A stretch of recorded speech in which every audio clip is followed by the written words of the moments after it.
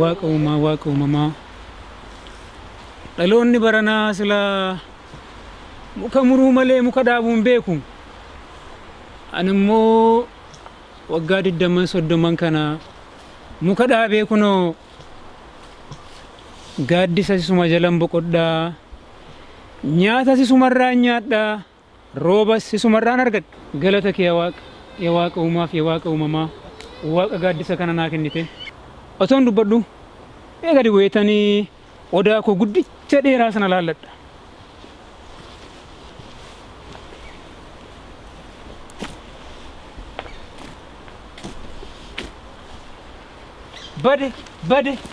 Bade maali jamaa raajiin natti dhufe eenyu kan odaa koo mure odaan kun egaa keessatti muramtee nagaa wal duukaa jiraachuun taatu abbaa odaa koo kana mure mana murtiitti dhiyeesseetan murtii jabaatti murteessisuudhaaf ta'a. Maali siloo muramne moo odaan hundeematti buqqee fakkaata. Gamaani biyyootu natti mul'ata. Maali odaan akkamittiin jiga? Odaan fayyaa magala galee. Kunis raajiidha. Muktiin waan meeqaaf abdadhe akkasittiin kufee gaafan lafatti isa argu baay'een gadda. Naa dhaabbatee gaaddisa naaf ta'a jedheetuun eeguu jigee lafa ciiseen eege mee sirran taaga si jalan ta'a jennaan diddee homaa gochuu hin danda'u sirran ta'a.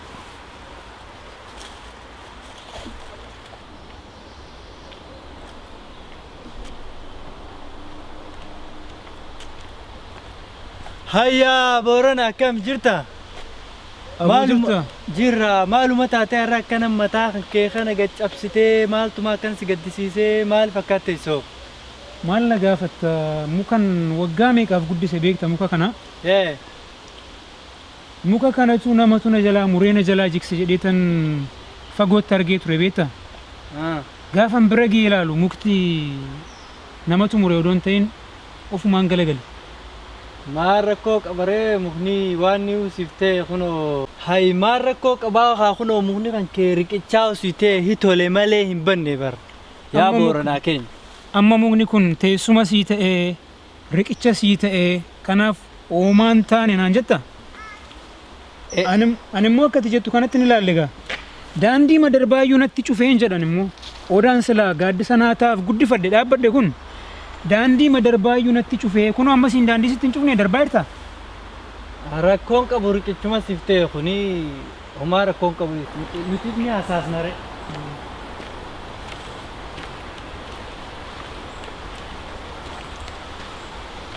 Akkam jirtan Guyyo? Jirta Boorana? Akkam jirta nagaa keetii caala? Nagaa boo jirra maali arraan tana gammachuun fuula keessan irraa mul'atu muka ciraa jirtanii? Maal muka cirra boleessa koo odaatu nu jalaa jigeetu daandiillee nu cufee kan silaa gaaddisa ta'u riqicha ta'ee kun akkanatti irra tattaa'aa jirra. Obboleessi kiyya kunis lakkii odaan kunii waan balleessinee riqichuma sii ta'ee waan gaarii hojjetee naan jedhe gaa daandii cufeennaan lakki daandiin cufnee daandii kabraa sii banee naan jedhin ani immoo kasaaraadhaan jechaa jira. Yaadni keetis bareeda Guyyoo barati wanni ati jechuu jirtu cahumsa akkaataa itti namni karaa dabru gufuu meeqanu taa'amu kuni kun karaarraa ammaan tana nasiin dabru deema ooyiruun tiyya akkana gadi Guyyoo hunda nasiin dabra haadhi warraa koyarra dhuftu asiin dabarte karaan kun nu cufamuun hedduu rakkisaadha malee riqicha wayii kan hoteellee hin jiru. Kanaafuu mukni kunis jalqabumaa mukni kun as dhaabbachuu ture odaa miti yoo atummaan gaafa duraatu odaa jettee gartee ka dhaabdu taate sumaattu dogongoreerte. Mukni odaadhaa muka jiguu miti muka qabbana keessaas rooba keessaas maal keessaas gannaa fi bonallee roorroo hunda dandahee if jalatti gartee Oromoota hammatu odaan Oromoodhaa waggaa 100 meeqaa ol jiraata odaan bultumaan gammaa jira odaan bisilaa gammaa jira odaa roobaa gammaa jira odaan abiyaa gammaa jira kanaafuu odaan waan jigaati miti akkas jechuun kun dogongoruma gartee muka biraatu dhaabamee mukni kun dambii ta'uu danda'a. Muka kana amma laal akkuma ati agartu kana mukni odaadha akkana miti mukni kun dambiidha. Dambiin oda fakkaatti. Kanaaf dogoggoruma muka kana odaa seeneetu muka kabraa dhaabne jechaadha. Ammaan tana maal godhuu qabnaa? Ani siluma shakka beektaa. Odaan aga dameen ballatu kana iddi lafa keessa ballataa jedhu beektaa. Aga hundeen wannaan jirmi ol fagaatu kana iddi lafa keessa gad fagaataa jedhan. Ani siluma iyyuu odaan akka minna jalaa jigee jedhee tan gaddaa ture beektaa. Garuu muka kana yeroon dhaabe odaas, birbirsas, adaamiis, bakkanniisas, eebichas waluma keessan dhaabe. Kun keessaa xiqqoo ol guddannaanin odaadha si'aa tureen. Amma kun odaa miti jechaadha. Amma maal godhuu qabnaa? Guyyoonis Oromuma. Atis Booranni Oromoodha. Akkuma wal beeknu ooyiruun teenyaas walitti dhiyoo waan jirtuuf waliin taanee odaa nu fayyadu.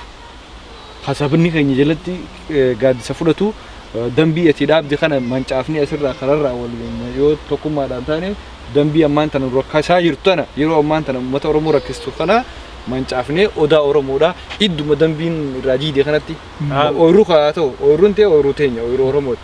Idduma dambiin jiide kanatti odaa haa dhaabnu.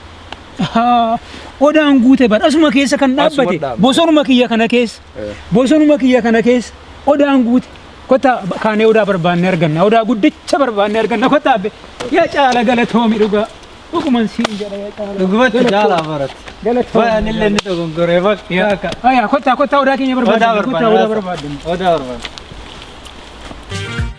Yehuda gaaddisa galtu ilmaan koofan sedhaabee abdii sirraa muradheera erga jaldeessisi yaabee qottoo sitti qaradhuudhee muu jaldeessicha ajjeesu mana bineensotaa taatee lafa ilmaan kootiirran teessu.